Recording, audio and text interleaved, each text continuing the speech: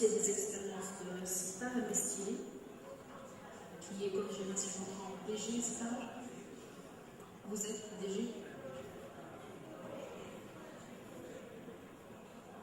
Donc, qui est fondateur de tunandroid.com et qui est fondateur de Tunishiper et qui va faire une avancée et qui va nous parler du web marketing, des influences, des dialogues et des expériences produits ou marques. Donc, à sa gauche, c'est Khalid Awish qui est. Salam alaikum. Excusez-moi, je n'ai pas l'habitude de rester assis pendant que je parle. Donc, Inch'Allah,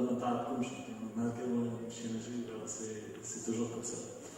Alors, au début, mon programme c'était de vous parler du web, de la tendance et l'employabilité. Bon, vu que j'ai trouvé que le panel c'était plus du marketing, donc j'ai changé ça et j'ai choisi de vous parler de l'e-marketing, les tendances et l'aperçu de technologie Google.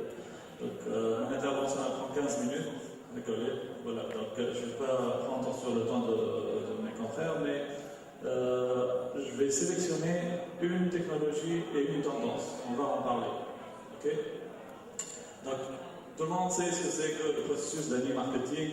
Le processus d'e-marketing, ça passe forcément, comme tout processus, par ce qu'on appelle la route d'émis. Donc là, on a plan, do, check, act. Ça, c'est du management. On ne fait pas un cours de management, mais juste pour rappeler ça. Donc, ça commence par fixer les orientations, planifier et communiquer, encadrer la réalisation, mesurer les résultats, suivre et mettre en place l'amélioration. Pratiquement pour l'e-marketing. Qu'est-ce que ça va donner? On va commencer, on va prendre un des axes. On va prendre en fait deux axes. Premier axe, fixer les orientations, planifier et communiquer. Pour faire ça, on a besoin de comprendre la cible. Et pour comprendre la cible, on va voir deux aspects bien définis. Le premier aspect, c'est les tendances en utilisation matérielle. C'est-à-dire que ma cible, comment est-ce qu'elle va recevoir mon information? Le marketing, c'est aussi ça, c'est comprendre le matériel, comment l'utilisateur va voir mon information. Il y a les affiches, il y a plein de choses, mais par exemple pour le web, il y a des supports bien définis, on va les voir. Donc, le diagnostic de la cible en 2011, selon IPSOS, qui est un groupe d'études et de conseils spécialisés en marketing et publicité, il a permis de voir les supports connectables, le type de support connectable, le type d'usage par support et la connectivité par support. Les supports connectables pour l'année 2011, ça a donné ça. Alors, juste pour vous donner une idée, les PSOS, ils ont suivi ces tendances-là depuis maintenant 20 ans. Okay.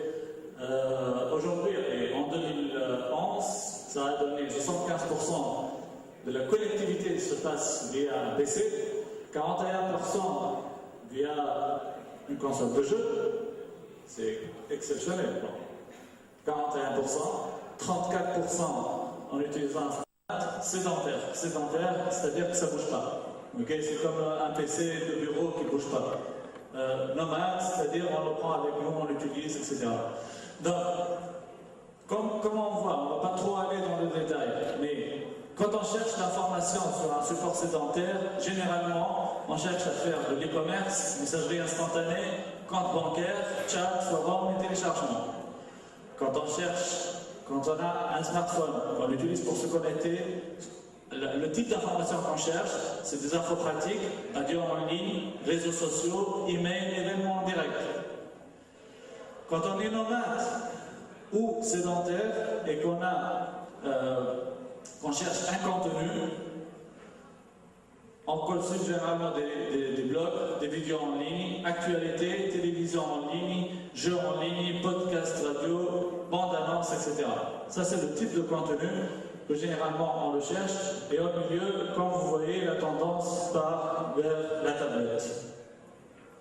La connectivité par support.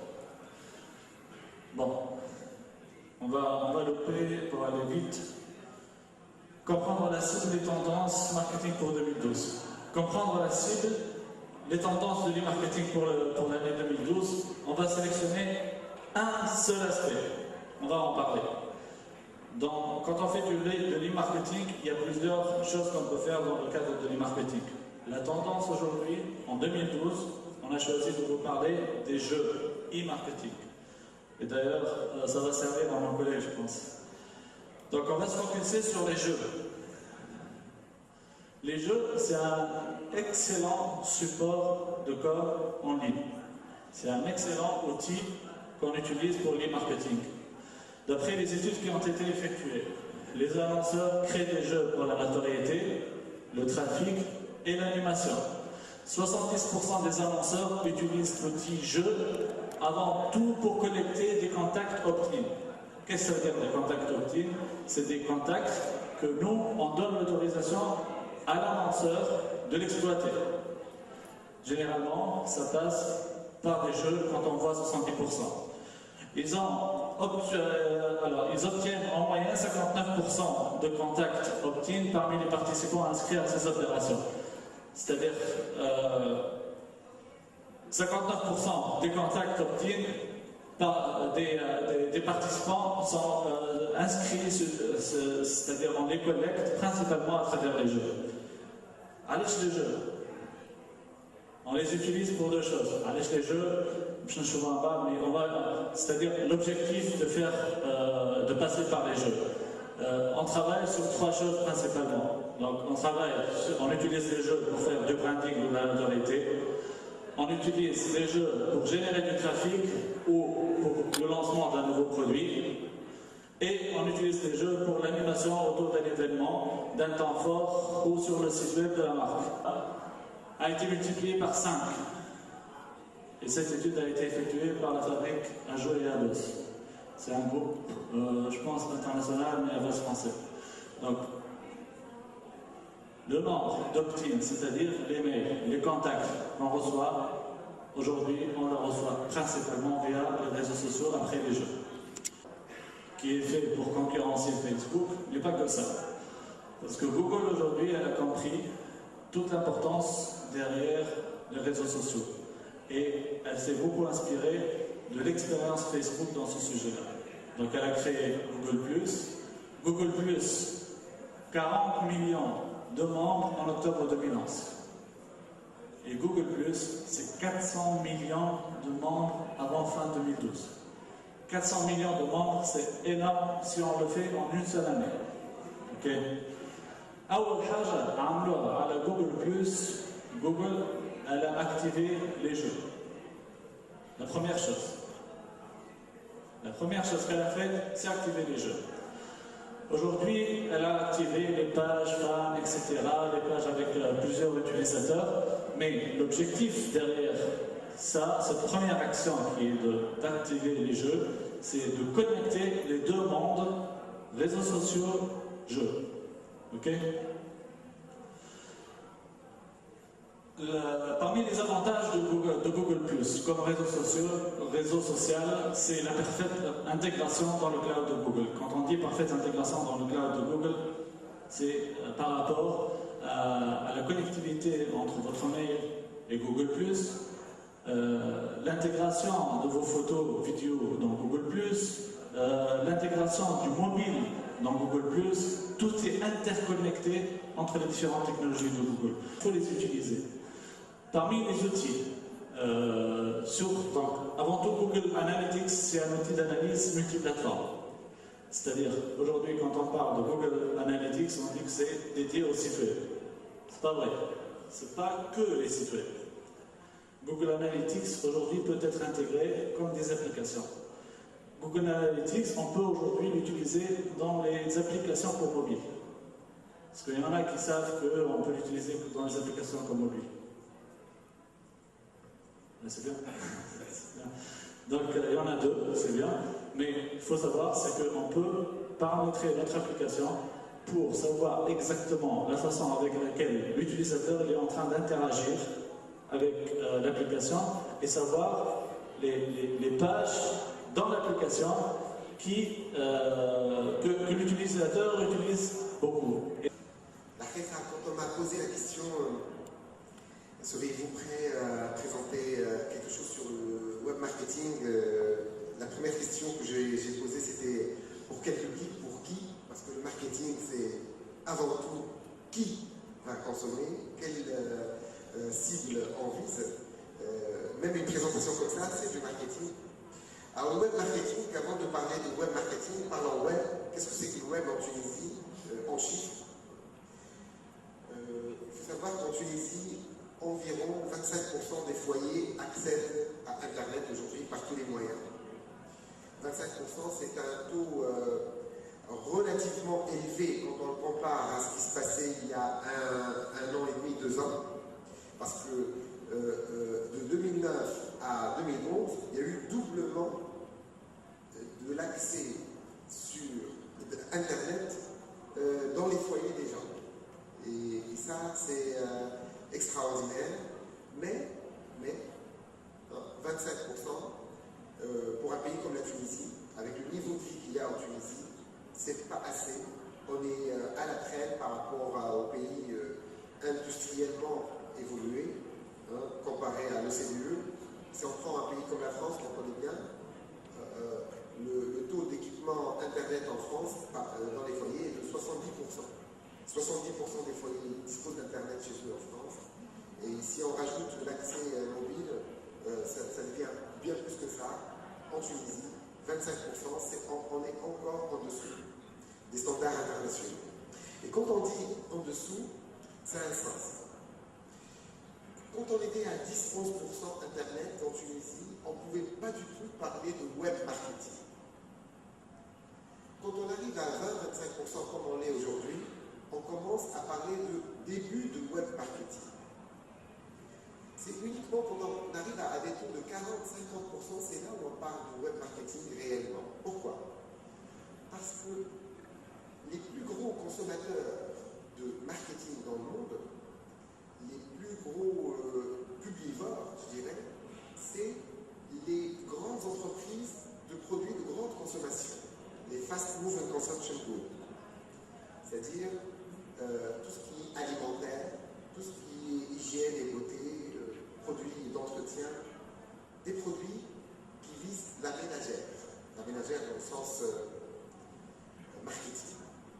Et aujourd'hui, il est illusoire de penser que une marque comme Unilever, les marques de Unilever, vous connaissez les marques de Unilever, de Omo jusqu'à Saint-Cyr, en passant par Lipton Tea, tout ça c'est Unilever, de la convaincre cette entreprise, ce groupe, de faire du marketing classique sur Internet. Parce que la ménagère n'est pas en face. Pas encore, du moins, d'une manière massive. Le coût du contact est bien meilleur encore à la télévision, malgré le fait que le coût d'accès à la télévision est cher. Et que le coût d'accès à Internet est faible. Mais le coût du contact pour contacter une ménagère, la télévision, c'est encore un moyen beaucoup moins cher en pourcentage de la cible visée. Donc aujourd'hui, on n'est pas encore dans le marketing de masse, on est encore dans le marketing de niche sur Internet en Tunisie, malgré tout, malgré les 20 à 25% de pénétration. Donc, mais il y a des marques de grande consommation qui ont commencé à utiliser Internet d'une manière plus massive que d'autres, qui visent la ménagère, mais qui visent aussi les adolescents, les jeunes, les moins jeunes. D'ailleurs, c'est une marque qui se veut, je vais donner le nom de cette marque, qui se veut être une marque de 7 à 77 ans, voire plus, voire moins. C'est Coca-Cola qui a le plus utilisé le web marketing d'une manière agressive et presque conforme à ce qui se passe dans le monde en Tunisie. Donc, c'est un début. Probablement, un jour, on verra des produits de Henkel, des produits de Procter & Gamble, des produits de grande consommation, ou alors des produits de grande consommation alimentaire, envahir le net, envahir le web tunisien. Bon. Alors, par rapport à cela, le web marketing, qu'est-ce qu'il offre de plus par rapport aux médias classiques que vous connaissez, la télévision, la radio, l'affichage, ou il rapporte la chose suivante.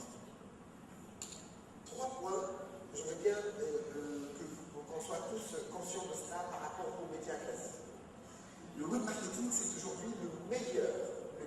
moyen d'influencer les gens. Donc le web, c'est égal influence. Aujourd'hui, on est à la veille d'un jour important, le jour où un dictateur est parti. La révolution tunisienne, c'est une opération aussi marketing. Ça ne veut pas dire qu'on baisse sa portée morale ou politique, mais c'est aussi une affaire marketing, c'est-à-dire c'est un projet qui a été vendu aux gens parce que les gens ont été convaincus par ce projet. Et par quoi ils ont été convaincus? Par quels moyens? Entre autres, Internet a joué énormément pour le 14 janvier. Donc, le web est un instrument d'influence notoire très puissant. Bien plus puissant que la télévision, que les journaux classiques ou la radio. Et en marketing, vous savez tous que l'influence est un facteur fondamental. Je vous donne un exemple de ce que ça peut apporter l'influence. On prend Coca, une marque qui date de 125 ans. J'en fais pas la pub, on est peu nombreux. On a tous un jour bu un bout de Coca. Même si. Coca, par exemple, si je prends une bouteille de Coca, avec sa forme vénusienne, et je la mets sur une table bleue, fils de Bouzrif, quand c'est des chabras. Ça me fait un kawapar. L'usurpation, le café des délices. حطوها فوق قهوة عربي بحت جو عربي. كي نسألوا الناس يقولوا لهم فما مشكلة يعني نوريهم تصوير فما شي حاجة مشكلة حاجة تقلقكم. Il y a quelque chose qui vous titille, qui ne correspond pas à la réalité, ou il y a un truc décalé, quelque chose qui ne va pas. Et bien pas du tout. Coca-Cola, qu'est-ce que vous avez? Coca, elle est complètement dans son élément, en fait, جو العربي. Ça y est, دخلت في la route. ما عادش ذاك الشركه امبرياليست امريكان اللي فيها برشا سكر وبرشا اسيد ويمكن تنقل الكرش ويمكن تسمنا وتجيب لنا الكوليسترول وتجيب لنا الديابيت وما نعرفوش شنو هي الفورمول بتاعها وتمشي في العالم كله بطرق ماركتينغ دوش donc tous les éléments négatifs qu'on pourrait penser nous racontent. Le Bouza, l'environnement terre, elle nous a complètement influencés. Une marque qui a réussi à faire ça, c'est très fort. Coca a réussi. Donc, le web marketing est un excellent outil d'influence. Ça, c'est très important. Le web égale influence. Deuxième point. Le web marketing, c'est aujourd'hui aussi le meilleur moyen de dialoguer avec son audience. Le web est égal dialogue. Le web égale dialogue, les marques ont besoin de dialoguer avec leur audience, leur cible. Cette dialectique, la marque, aujourd'hui, elle en a besoin. Elle a besoin de filles, elle a besoin de... Et ce dialogue se fait notamment, ça a été présenté par Célestine tout à l'heure, à juste titre, ce dialogue se fait notamment grâce aux réseaux sociaux.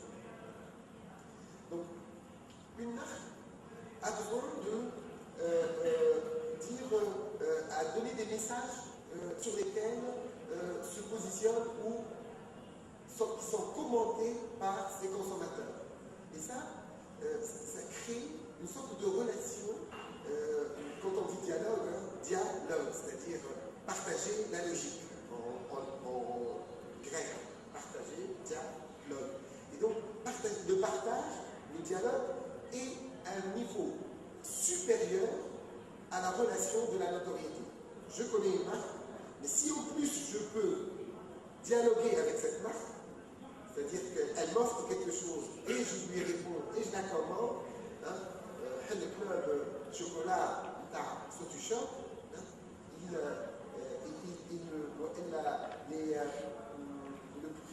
produit Tris, que vous connaissez, avec sa patate. Je vis avec, je communique avec, je partage des idées avec, how etc. Le produit est sympathique, mais nous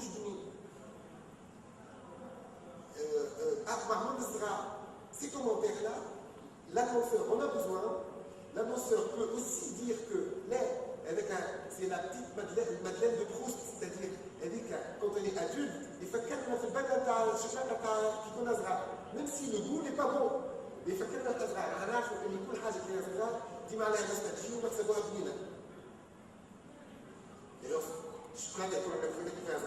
c'est dégueulasse, c'est même pas du chocolat. Mais qu'est-ce que. Donc, on peut jouer là-dessus. L'échange de la marque à travers les réseaux sociaux, ce partage, ce dialogue est fondamental pour la marque, pour sa pérennité. Donc, sur ce point-là, sur le deuxième point, après avoir indiqué le premier point qui est le web marketing, le web égale influence, le deuxième point, c'est le web égale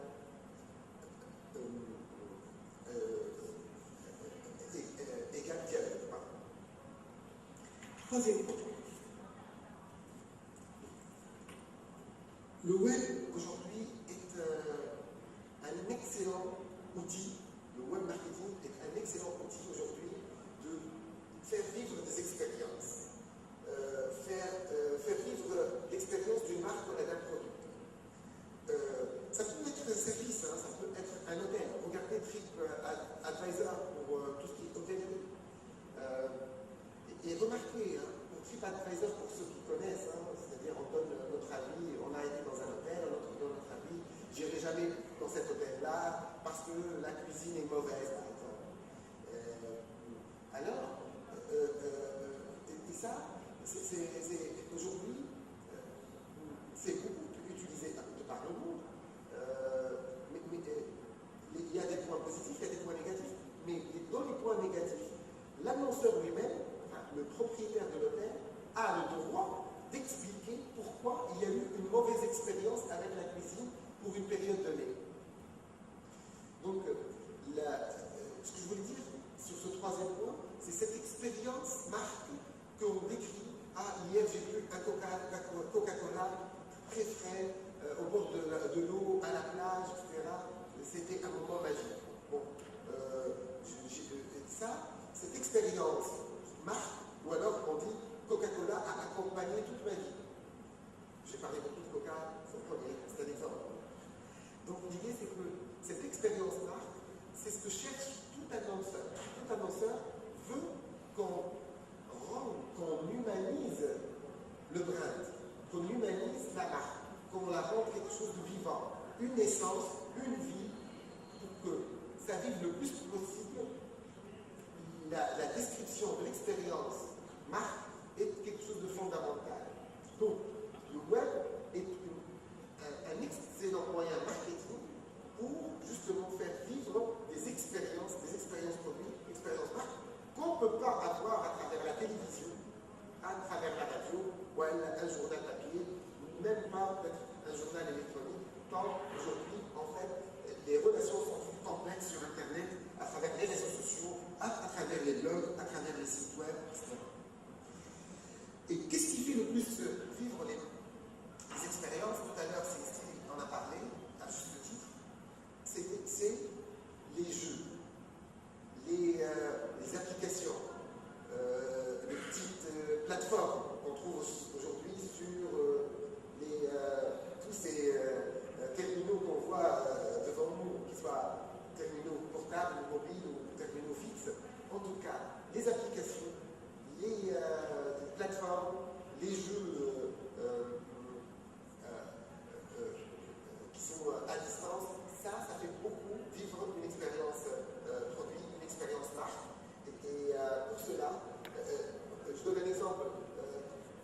Typiquement, depuis quand existe la marque Coca-Cola? Un jeu. Quand on répond à 125 ans, déjà dedans, il y a la dimension profondeur de la marque. Déjà, c'est pas tant la réponse à la question du jeu. Depuis quand Coca-Cola existe? Mais c'est, quand on dit 125 ans, c'est pas comme dire il y a 5 ans.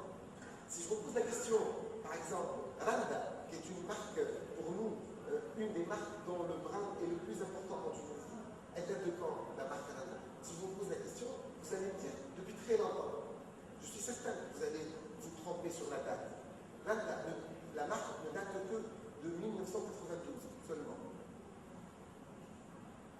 alors qu'on a l'impression qu'elle est avec nous, toujours avec nous. Ça, c'est la force du marque. Mais quand on dit 10 ans, c'est pas pareil que quand on dit 1949, par exemple, pour Épidore, etc. Donc, mais le jeu, quand on pose une question, un annonceur pose une question dans un jeu sur le web, il veut dire quelque chose, un message derrière. D'accord? Alors, je نعطيكم une envie de lancer des projets sur le web et le marketing. 5 سنين تاني حبيت نلانسي un concept très simple. قلت نعمل magazine sur la communication. اوكي؟ 5 سنين تاني ما عنديش فلوس. 5 سنين تاني ما كنتش نجم نعمل magazine. هذا ما يعطينيش l'autorisation. Qu'est-ce que je vais faire? Bon, internet, نعرف نبلش في البداية كل شيء. هادي نلانسيو un portail. Prodacom.com. 4 سنين تاني تلانسا un portail اسمه Prodacom.com. lancé par un petit jeune, ما يعرف حتى شيء، ما يعرفوا حتى في الcommunication, mais qui avait envie justement de réussir. Prodacom.com, donc à la racine, il dit tiens, je n'ai qu'à la communication de les acteurs, on va les présenter un à un, un chien, et je suis et il va réussir. Zéro moyen, zéro financement, zéro argent, mais un concept très simple, un site en version basique, tout simplement tous les jours, on va tout ça dans les campagnes, je fais ma je dis le prochain, et là, à la racine, un portail qui parle de la communication. C'était bien avant, justement, ni Facebook et les autres et tout. Et c'était quand même une petite révolution par rapport au secteur de la communication. Donc un engouement, une ténacité, les agences et ça a commencé petit à petit à réussir. Et de là, sont nés les guides des agences internes, sont nés les événements Prodacom et d'autres choses. Et là, on lance une émission carrément télé Prodacom. Pourquoi cette histoire-là? Pour vous dire que si vous avez envie de réussir le web marketing, il faut deux choses. Il faut avoir l'envie de réussir et il faut savoir vendre des idées. Allez, chérie, Prodacom crée un autre projet. Les hauts qui fait créer donc, du buzz sur les portails, qui fait créer du buzz sur le web. C'était avant même l'engouement sur Facebook, hein, bien avant. Après, j'ai ma fait tiens, il y a une place à prendre pour les portails. Mais la vidéo manque chez Tunis. On a lancé le premier portail qui utilisait à 100% la vidéo. Ça s'appelait tunisclub.com. Ça, c'était 2 ans et demi en arrière. Là, la vidéo commence justement à être diffusée, à se propager justement, et il y a d'autres portails qui utilisent justement cette vidéo-là. Mais nous étions arrivés, nous étions toujours les premiers. Donc, Prodacom, Tunisclub, tiens, Tunis. Un troisième portail, le tourisme. On vient de lancer il y a 4 mois un nouveau portail, c'est Tunisie.co, qui reprend exactement les mêmes recettes que les 2 autres, vidéos, du contenu très intéressant, et avec des photos, du live, des choses intéressantes. Troisième portail. Donc, en fin de compte, on s'est dit, là, c'est intéressant, c'est bien. Donc, avec tous ces portails-là, il y a beaucoup de portails qui se lancent tous les jours. Il y a beaucoup de choses qui se lancent et qui ont envie de lancer des nouveautés. Je vous dis quelque chose, c'est très simple de lancer. Si vous avez une idée intéressante, allez-y. Même si ça ne marchera pas, vous gagnerez l'expérience que vous l'aurez fait. Allez-y, n'hésitez pas. Le web marketing, donc juste, moi maintenant l'intervention, je veux vraiment qu'elle soit beaucoup plus proche. Le web marketing, il n'y a pas de recette miracle. Il y a juste des gens qui savent convaincre de choses. Vous convainquez, vous devez convaincre vos lecteurs. L'abed, il y a le jour, je veux lancer un portail. Ok, mais est-ce que vous avez des moyens pour les faire revenir tous les jours, ces gens-là? Que ce soit sur un téléphone portable, ou un iPad, ou un Internet, ou une application, est-ce que vous avez les moyens de les faire revenir tous les jours? Qu'ils soient addicts à votre application, à votre portail, à votre chose. C'est ça l'importance.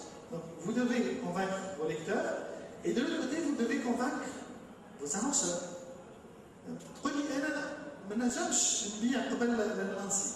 C'est possible aussi de vendre même à des annonceurs et d'avoir des annonceurs même avant de lancer. Mais avec une étude, j'ai dit on cible tant, on aura tant de visiteurs par jour. On estime de visiteurs.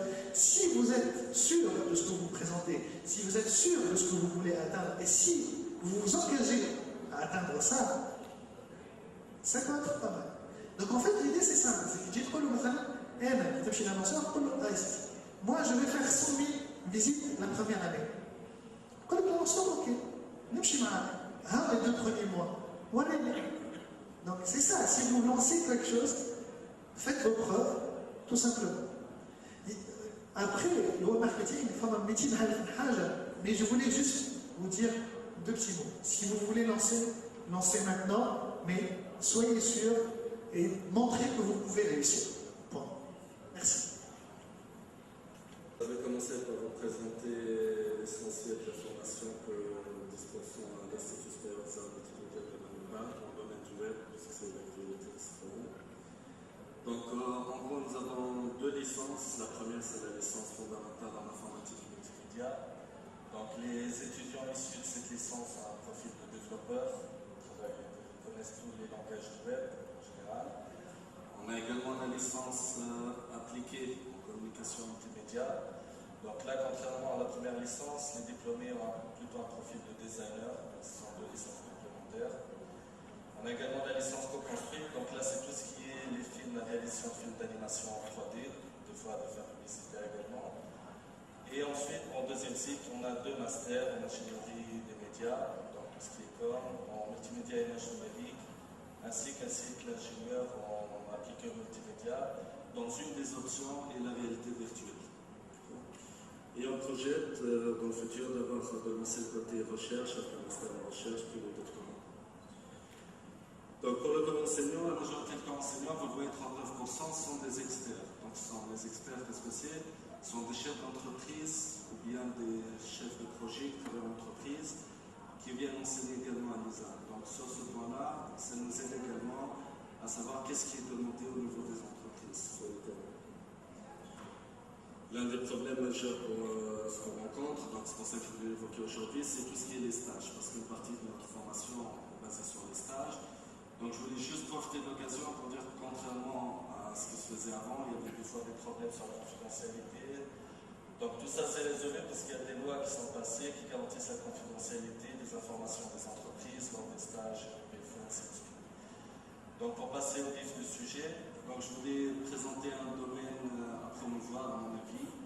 Donc c'est quelque chose qu'on peut retrouver sur le web, sur les consoles ou bien sur tout ce qui est Android ou iPhone, c'est les jeux vidéo. Donc je vais vous présenter une vidéo qui va durer 1 minute. Donc c'est un niveau d'un jeu qui a été fait dans le cadre d'un PFE avec une entreprise avec laquelle on a l'habitude de collaborer, donc on est présent. Donc c'est l'écran, normalement il y a le logo en bas, mais l'écran est mal cadré, donc c'est Cube 3D Technologies. Donc je vais présenter la vidéo.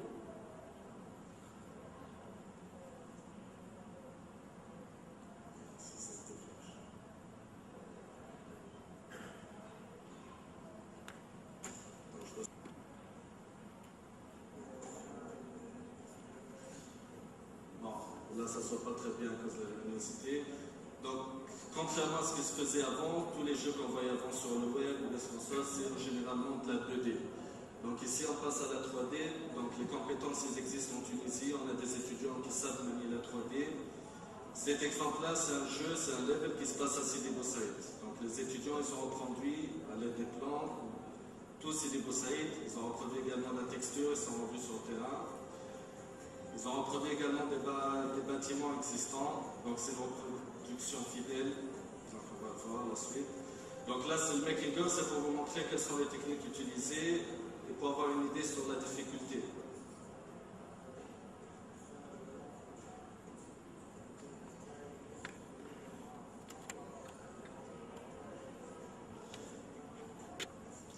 Donc vous voyez ici, créer également tout ce qui est personnages qui vont intervenir dans le jeu. Donc les logiciels, je pense que vous le connaissez.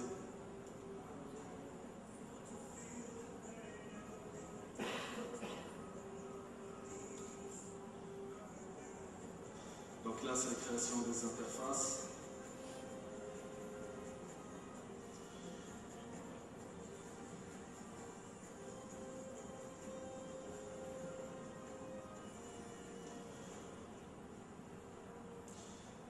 Ici, c'est le moteur de jeu utilisé, c'est pas très clair, comme vous le notez. Voyons le positionnement des caméras. Donc tout est basé sur des lignes de code, également pour l'IA, l'intelligence artificielle, en général c'est du C#.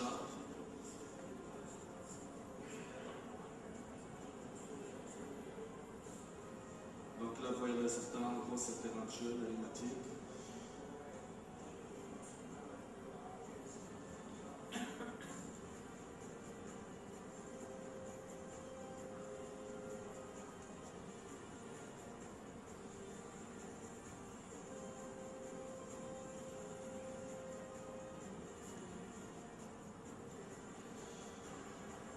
Donc là, c'est un jeu qui comprenait 4 niveaux, donc ça fait l'objet de 4 PFE. En cours, il y a 12 étudiants qui ont trouvé ce projet, dont les nombres de 3 qui sont présents ici. Voilà, je passe sur l'exposé. Donc pourquoi c'est un domaine que je voulais présenter? Parce que comme vous savez, comme M. Messier l'a présenté tout à l'heure, pour le marketing, c'est les jeux. Donc quelques chiffres. Le chiffre d'affaires en 2011 sur le plan international, pour tout ce qui est jeux vidéo, tout support confondu, était de 50 milliards de dollars. Le taux de croissance professionnelle de 9,1% par an. Et le public mondial évalué à 2 milliards de personnes. Donc, pour 2012, les prévisions concernant le jeu vidéo en général, c'est de 111 milliards de dollars. Actuellement en Tunisie, on a, à ma connaissance, je ne vais pas me tromper, il y a uniquement 3 entreprises qui travaillent dans le domaine du jeu vidéo. Une des entreprises que j'ai citées tout à l'heure, plus 2 autres qui sont partenaires. Point de vue enseignement, développement des jeux vidéo, on est le seul établissement étatique à l'enseigner, donc il faudrait que ça soit un peu plus généralisé. Et il faudrait faire un peu plus d'interactivité et de publicité pour cet enseignement pour privilégier nos diplômés à trouver de l'emploi. Donc normalement il y a une dernière ligne, vous voyez le petit Android à droite là. C'est juste pour dire qu'on a déjà développé des jeux sur Android et sur iPhone. Il y a beaucoup de gens qui ne le savent pas. J'ai assisté personnellement à plusieurs événements dans le Orange Summer Challenge. Et à la fin, une des remarques d'une personne présente, c'était quand le premier jeu 100% tunisien. Le jeu 100% tunisien sur Android, ça existe déjà depuis juin dernier, juin 2011. Mais personne ne le sait pour l'instant, sauf ce monsieur, parce qu'on a un projet en cours pour un jeu. Il faudra qu'on le fasse. Donc, pourquoi aujourd'hui je voulais parler de la VR Game? La VR Game, c'est quoi? C'est l'utilisation des technologies 3D pour réaliser une immersion dans le monde virtuel et créer de l'interactivité en temps réel. Donc, à l'étranger, c'est déjà beaucoup utilisé. Ça permet de montrer une marque de commerce dans un contenu divertissant. Et ça touche un grand public. Le public, contrairement à ce qu'on pense, ce n'est pas les jeunes, ce n'est pas les ados. La majorité, l'âge moyen, c'est de 25 ans. Donc c'est les adultes qui sont touchés généralement par ça. Donc pourquoi utiliser les advergames, les avantages? On peut créer des expériences utilisateurs, c'est une bonne façon de se faire connaître, de positiver avec le consommateur, de faire vivre une expérience nouvelle. Il a l'avantage de surprendre à l'internaute, c'est très immersif. En général, dès qu'on joue à un jeu vidéo, on est plongé dedans. Plus l'internaute joue, plus il essaie de gagner et avancer dans le jeu, plus il est exposé à la marque, donc il va retenir la marque. Ça va permettre de booster la notoriété de la marque, de la mémoriser notamment. Et ce qui est demandé, c'est fidéliser et recruter de nouveaux clients.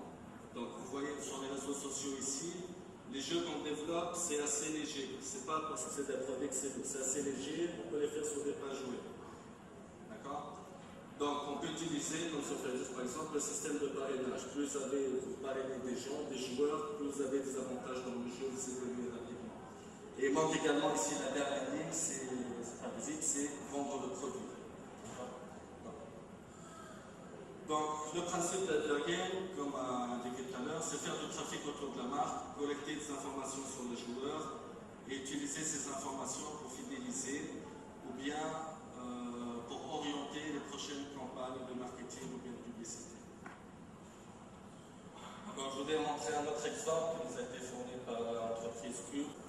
Donc ici, c'est un jeu qui est sous réseau, ça veut dire que de chez vous, vous pouvez jouer contre quelqu'un qui est à l'autre bout du monde. C'est toujours en 3D, en temps réel, vous voyez qu'on peut insérer ce qu'on veut dans le jeu. Donc vous voyez ici, il y a plusieurs marques qui sont insérées, ici c'est des tableaux. Vous pouvez trouver les marques insérées sous d'autres formes, vous pouvez entrer dans une chambre une pièce du jeu. Trouver par exemple la bouteille de Coca-Cola, c'était tout à l'heure, ou bien autre chose. Donc vous voyez, dans le jeu, ce qui est intéressant, c'est qu'on peut mettre ce qu'on veut. Je vais ici.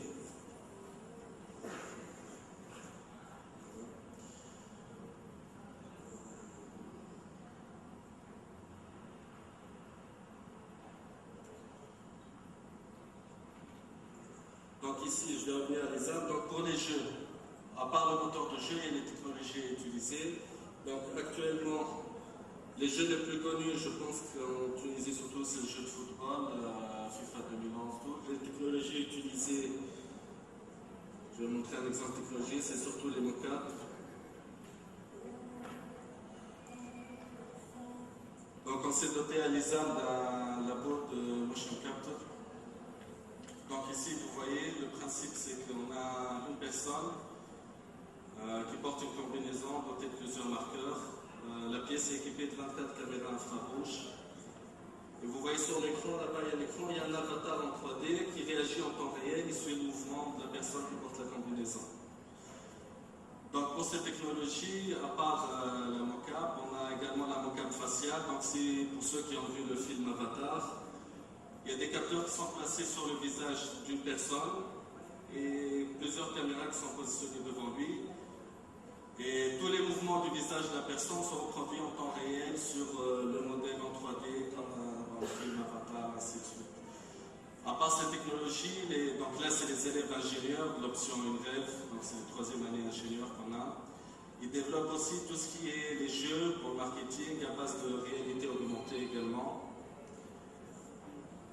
Donc là vous voyez un exemple. Donc actuellement il est en train de tester le champ de vision des caméras. Donc pour ceux qui connaissent l'émission qui est passée avant sur TF1, le Big Deal, c'est comme ça qu'ils contrôlaient le bonhomme ambulant en 3D qui était présent dans l'émission.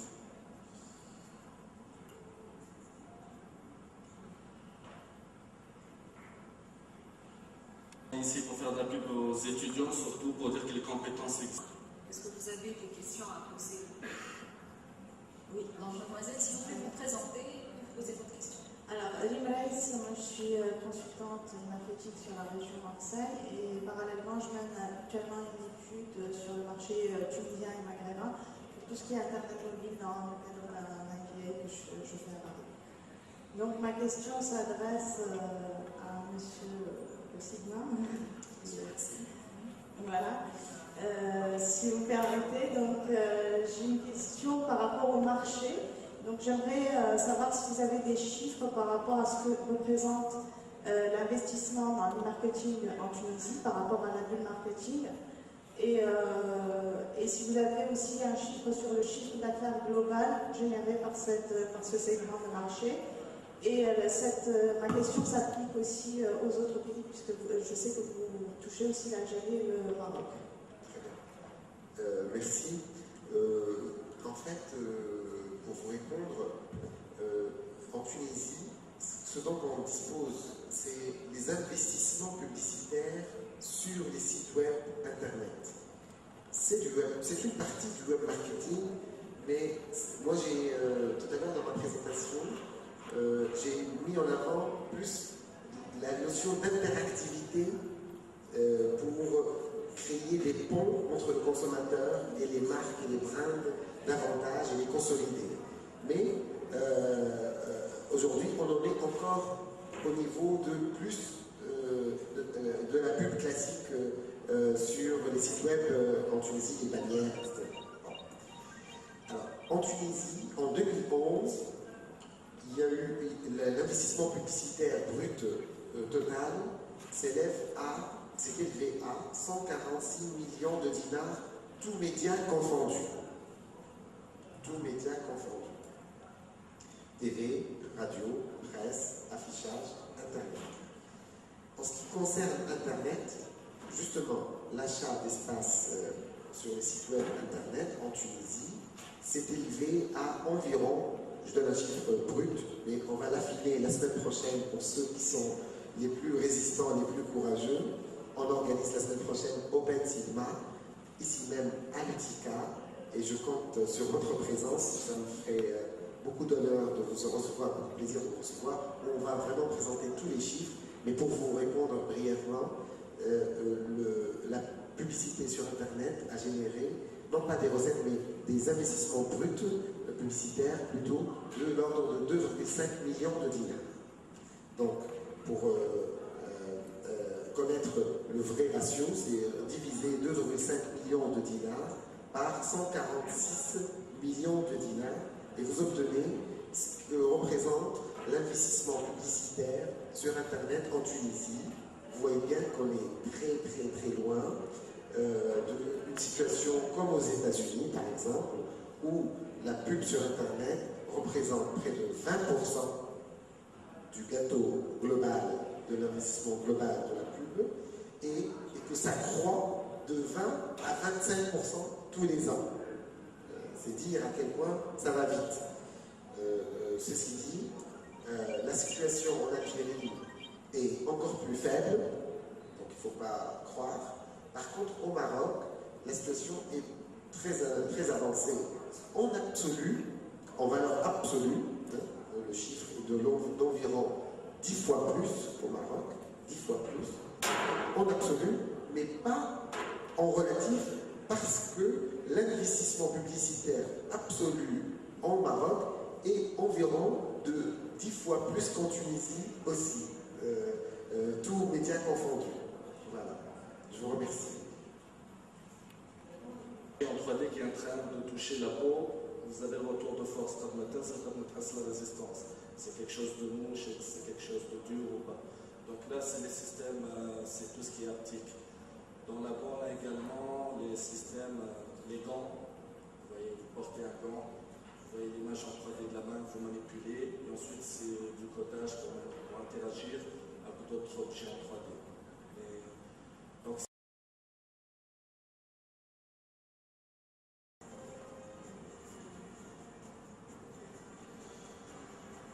Donc, là, c'est un jeu qui comprenait 4 niveaux, donc ça a fait l'objet de 4 BFE. En cours, il y a 12 étudiants qui ont trouvé ce projet, dont les nombres de 3 qui sont présents ici. Voilà, je passe à l'exposé. Donc pourquoi c'est un domaine que je voulais présenter? Parce que comme vous savez, comme M. Messier l'a présenté tout à l'heure, pour le marketing, c'est les jeux. Donc quelques chiffres. Le chiffre d'affaires en 2011 sur le plan international, pour tout ce qui est jeux vidéo, tout support confondu, était de 50 milliards de dollars. Le taux de croissance professionnelle de 9,1% par an. Et le public mondial évalué à 2 milliards de personnes. Donc, pour 2012, les prévisions concernant le jeu vidéo en général, c'est de 111 milliards de dollars. Actuellement en Tunisie, on a, à ma connaissance, je ne vais pas me tromper, il y a uniquement 3 entreprises qui travaillent dans le domaine du jeu vidéo. Une des entreprises que j'ai citées tout à l'heure, plus 2 autres qui sont partenaires. Point de vue enseignement, développement des jeux vidéo, on est le seul établissement étatique à l'enseigner.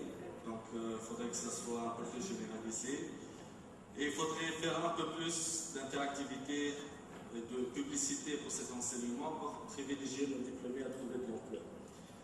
Donc normalement il y a une dernière ligne, vous voyez le petit Android à droite là. C'est juste pour dire qu'on a déjà développé des jeux sur Android et sur iPhone. Il y a beaucoup de gens qui ne le savent pas. J'ai assisté personnellement à plusieurs événements dans le Orange Summer Challenge. Et à la fin, une des remarques d'une personne présente, c'était quand le premier jeu 100% tunisien. Le jeu 100% tunisien sur Android, ça existe déjà depuis juin dernier, juin 2011. Mais personne ne le sait pour l'instant. Sauf Synestix, on a un projet au cours de le jeu. Il faudra qu'on le laisse. Donc, pourquoi aujourd'hui je voulais parler de l'Hardware Game? L'Hardware Game, c'est quoi? C'est l'utilisation des technologies 3D pour réaliser une immersion dans le monde virtuel et créer de l'interactivité en temps réel. Donc, à l'étranger, c'est déjà beaucoup utilisé. Ça permet de montrer une marque de commerce dans un contenu divertissant. Et ça touche un grand public. Le public, contrairement à ce qu'on pense, ce n'est pas les jeunes, ce n'est pas les ados. La majorité, l'âge moyen, c'est de 25 ans. Donc c'est les adultes qui sont touchés généralement par ça. Donc pourquoi utiliser les Hardware Games? Les avantages. On peut créer des expériences utilisateurs, c'est une bonne façon de se faire connaître. de positiver avec le consommateur, de faire vivre une expérience nouvelle. Il a l'avantage de se prendre à l'internaute, c'est très immersif. En général, dès qu'on joue à un jeu vidéo, on est plongé dedans. Plus l'internaute joue, plus il essaie de gagner et avancer dans le jeu, plus il est exposé à la marque, donc il va obtenir la marque. Ça va permettre de booster la notoriété de la marque, de la mémoriser notamment. Et ce qui est demandé, c'est fidéliser et recruter de nouveaux clients.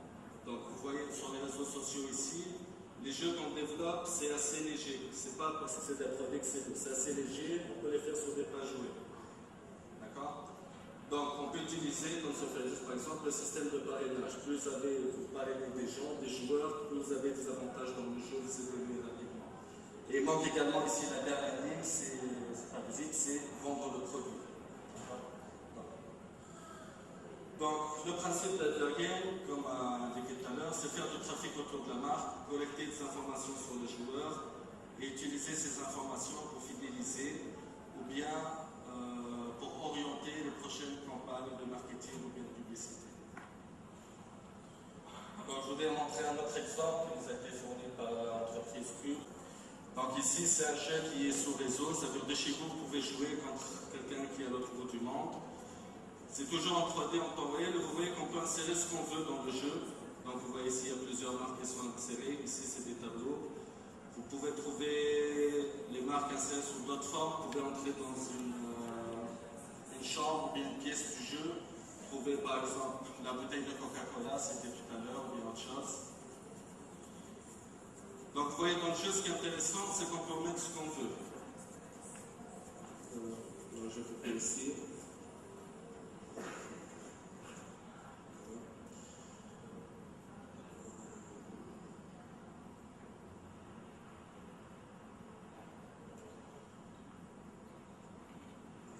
Donc ici, je vais revenir à l'exemple. Donc pour les jeux, à part le moteur de jeu, il y a les technologies utilisées. Donc actuellement, les jeux les plus connus, je pense qu'en Tunisie surtout, c'est le jeu de football, FIFA 2011, toutes les technologies utilisées. Je vais montrer un exemple de technologie, c'est surtout les mocap. Donc on s'est doté à l'ISAM d'un labo de motion capture. Donc ici, vous voyez, le principe c'est qu'on a une personne qui porte une combinaison dotée de plusieurs marqueurs. La pièce est équipée de 24 caméras infrarouges. Et vous voyez sur l'écran, là-bas il y a l'écran, il y a un avatar en 3D qui réagit en temps réel, il suit le mouvement de la personne qui porte la combinaison. Donc pour cette technologie, à part la mocap, on a également la mocap faciale. Donc c'est pour ceux qui ont vu le film Avatar. Il y a des capteurs qui sont placés sur le visage d'une personne et plusieurs caméras qui sont positionnées devant lui. Et tous les mouvements du visage de la personne sont reproduits en temps réel sur le modèle en 3D comme dans le film Avatar, ainsi de suite. À part cette technologie, donc là c'est les élèves ingénieurs de l'option UNREV, donc c'est la troisième année ingénieur qu'on a. Ils développent aussi tout ce qui est les jeux pour le marketing à base de réalité augmentée également. Donc là vous voyez un exemple. Donc actuellement il est en train de tester le champ de vision des caméras. Donc pour ceux qui connaissent l'émission qui est passée avant sur TF1, le Big Deal, c'est comme ça qu'ils contrôlaient le bonhomme blanc en 3D qui était présent dans l'émission.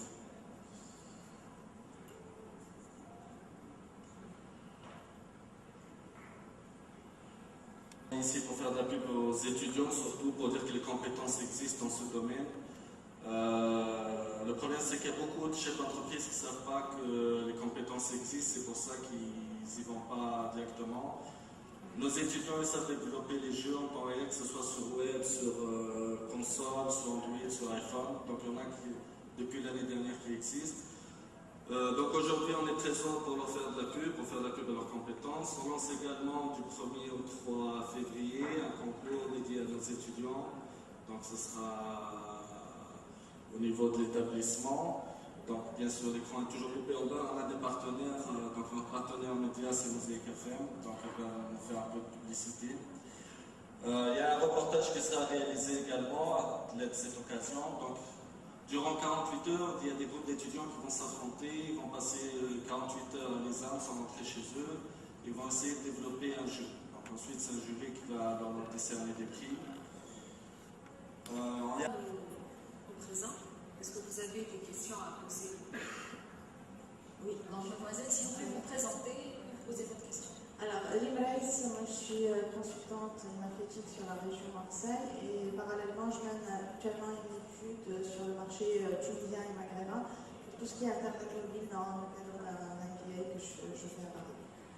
Donc ma question s'adresse à Monsieur Sigma. Voilà. Si vous permettez, donc j'ai une question par rapport au marché. Donc j'aimerais savoir si vous avez des chiffres par rapport à ce que représente l'investissement dans le marketing en Tunisie par rapport à la bulle marketing et si vous avez aussi un chiffre sur le chiffre d'affaires global généré par ce segment de marché. Et ma question s'applique aussi aux autres pays puisque je sais que vous touchez aussi l'Algérie et le Maroc. Très bien. Merci. En fait, pour vous répondre, en Tunisie, ce dont on dispose, c'est les investissements publicitaires sur les sites web Internet.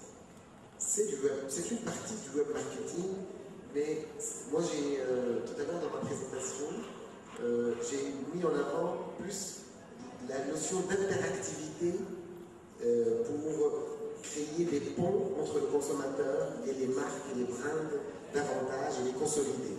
Mais aujourd'hui, on en est encore au niveau de plus de la pub classique sur les sites web en Tunisie, les bannières, etc. Alors, en Tunisie, en 2011, il y a eu l'investissement publicitaire brut total s'est élevé à 146 millions de dinars, tous médias confondus. Tous médias confondus. TV, radio, presse, affichage, Internet. En ce qui concerne Internet, justement, l'achat d'espace sur les sites web Internet en Tunisie s'est élevé à environ, je donne un chiffre brut, mais on va l'affiner la semaine prochaine pour ceux qui sont les plus résistants, les plus courageux. On organise la semaine prochaine Open Sigma, ici même à l'UTICA, et je compte sur votre présence. Ça me ferait beaucoup d'honneur de vous recevoir, beaucoup de plaisir de vous recevoir. On va vraiment présenter tous les chiffres, mais pour vous répondre brièvement, la publicité sur Internet a généré, non pas des recettes, mais des investissements bruts publicitaires, plutôt de l'ordre de 2,5 millions de dinars. Donc, pour connaître le vrai ratio, c'est diviser 2,5 millions de dinars par 146 millions de dinars et vous obtenez ce que représente l'investissement publicitaire sur Internet en Tunisie. Vous voyez bien qu'on est très loin d'une situation comme aux États-Unis, par exemple, où la pub sur Internet représente près de 20% du gâteau global, de l'investissement global de la pub, et que ça croît de 20 à 25% tous les ans. C'est dire à quel point ça va vite. Ceci dit, la situation en Algérie est encore plus faible, donc il ne faut pas croire. Par contre, au Maroc, la situation est très avancée. En absolu, en valeur absolue, le chiffre est d'environ 10 fois plus au Maroc, 10 fois plus, en absolu, mais pas en relatif, parce que l'investissement publicitaire absolu en Maroc est environ de 10 fois plus qu'en Tunisie aussi, tous médias confondus. Voilà, je vous remercie. Et en 3D qui est en train de toucher la peau, vous avez